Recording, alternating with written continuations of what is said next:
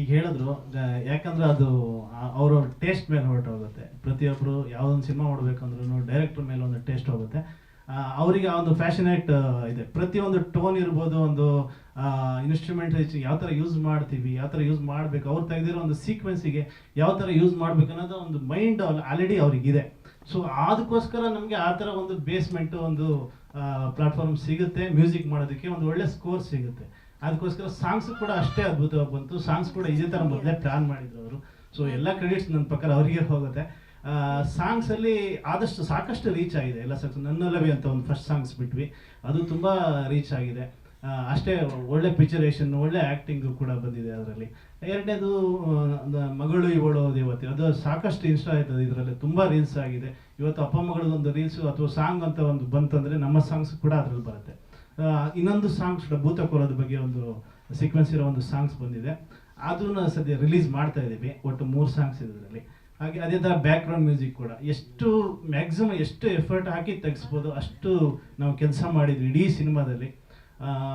ಇದು ಹೇಳಬೇಕಂದ್ರೆ cinema with ವಿಜುಲೇಷನ್, cinema ಥಿಯೇಟ್ರಲ್ಲಿ ನೋಡಿದಾಗ ಮತ್ತು ಆ ವಿಜುಲೇಷನ್ನು ವಿತ್ ಸೌಂಡಿಂಗು ಖಂಡಿತ ಜನ ಒಳ್ಳೆ ಫೀಲ್ ಮಾಡ್ತಾರೆ. ಯಾವುದೇ ಕಾರಣಕ್ಕೂ ಜನ ಒಂದು ಸೆಕೆಂಡ್ ಕೂಡ ಆ ಕಡೆ ಈ ಕಡೆ ಮಿಸ್ ಆಗೋ ಚಾನ್ಸ್ ಇಲ್ಲ. ಒಂದು ಕಡೆ ವಿಜುಲೇಷನ್ ಎಫೆಕ್ಟ್ ಕೊಡ್ತಾ ಇರುತ್ತೆ, ಇನ್ನೊಂದು ಕಡೆ ಸೌಂಡಿಂಗ್ಸು ಈ ಕಡೆ ಕಿವಿಗೆ ಇದು ಕೊಡ್ತಾ ಇರುತ್ತೆ. ಅದೇ ಥರ ಪ್ರತಿಯೊಬ್ಬ ಕ್ಯಾರೆಕ್ಟರ್ಸು ಈ ಸಿನಿಮಾದಲ್ಲಿ ನಾನು ಹೇಳ್ಬೇಕಂದ್ರೆ ಅಷ್ಟು ಅದ್ಭುತವಾಗಿ ಆ್ಯಕ್ಟಿಂಗ್ ಮಾಡಿದ್ರೆ ಎಲ್ಲೂ ಒಂದು ಸಣ್ಣ ಮಿಸ್ ಹೊಡಿತಾ ಇಲ್ಲ. ನಾನು ಕೂಡ ಪ್ರಿಯಾಂಕಾ ಮೇಡಮ್ ಜೊತೆ ನಾನು ಇದು ಫಸ್ಟ್ ಸಿನಿಮಾ ನಾನು ಅವ್ರಿಗೆ ಮ್ಯೂಸಿಕ್ ಮಾಡ್ತಾ ಇರೋದು. ಅವ್ರದ್ದು ಇನ್ನೊಂದು ಸಿನಿಮಾ ಕೂಡ ವೈರಸ್ ಅಂತ, ಅದಕ್ಕೆ ಬ್ಯಾಕ್ಗ್ರೌಂಡ್ ಮ್ಯೂಸಿಕ್ ಕೂಡ ಮಾಡ್ತಾ ಇದ್ದೀನಿ. ಸೊ ನನಗೆ ತುಂಬ ಖುಷಿ ಆಗ್ತಾ ಇದೆ ಅವ್ರ ಜೊತೆ ವರ್ಕ್ ಮಾಡೋದಕ್ಕೆ. ಹಾಗೆ ಪ್ರತಿಯೊಬ್ಬರು ಆರ್ಟಿಸ್ಟು ಎಲ್ಲ ನನಗೆ ತುಂಬ ಮೆಚ್ಯೂರ್ಡ್ ಆಗಿ ಕಾಣ್ತಾರೆ ಈ ಸಿನಿಮಾದಲ್ಲಿ. ಬಿಕಾಸ್ ಆಫ್ ಡೈರೆಕ್ಟ್ರು ಒಂದು ಕ್ಯಾಪ್ಟನ್ಶಿಪ್ಪಲ್ಲಿ ಅಷ್ಟು ಚೆನ್ನಾಗಿ ತೆಗೆದಿದ್ದಾರೆ. ಇನ್ನೊಂದು ವಿಷಯ, ಸಿನಿಮಾಗೆ ಬೇಕಾಗಿರೋ ಮೇಯ್ನು ಬಂಡವಾಳ. ಇದು ವಿಜುಲೇಷನಿಗೆ ಇರ್ಬೋದು ಅಥವಾ ಮ್ಯೂಸಿಕ್ಕಿಗೆ ಇರ್ಬೋದು, ಪ್ರತಿಯೊಂದು ವಿಷಯದಲ್ಲೂ ನನಗೆ ತುಂಬ ಕೋಆಪ್ರೇಟು, ತುಂಬ ಸಿಕ್ಕಾಪಟ್ಟೆ ಹೆಲ್ಪ್ ಮಾಡಿದ್ದಾರೆ ನಮ್ಮ ಪವನ್ ಸರ್ ಅವರು. ನನ್ನ ಹಳೆ ಫ್ರೆಂಡ್ ಅವರು, ಆ್ಯಕ್ಚುಲಿ ಒಂದು 20 ವರ್ಷದಿಂದ ಪರಿಚಯ. ಬಟ್ ಈ ಸಿನಿಮಾಕ್ಕೆ ನನಗೆ ಮತ್ತೆ ಪರಿಚಯ ಆಗಿರೋದು ಡೈರೆಕ್ಟರ್ ಕಡೆಯಿಂದನೇ. ಪರಿಚಯ ಅನ್ನೋದಕ್ಕಿಂತ ಮತ್ತೆ ನಾವು ವರ್ಕ್ ಮಾಡೋ ಒಂದು ಅಟ್ಮಾಸ್ಫಿಯರ್ ಬಂತು.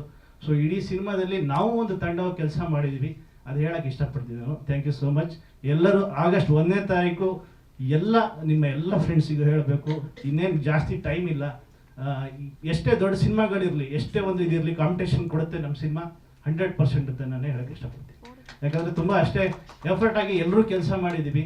ಸ್ವಲ್ಪ ಎಕ್ಸೈಟ್ ಆಗ್ತಾ ಇದ್ದೀನಿ. Thank you so much.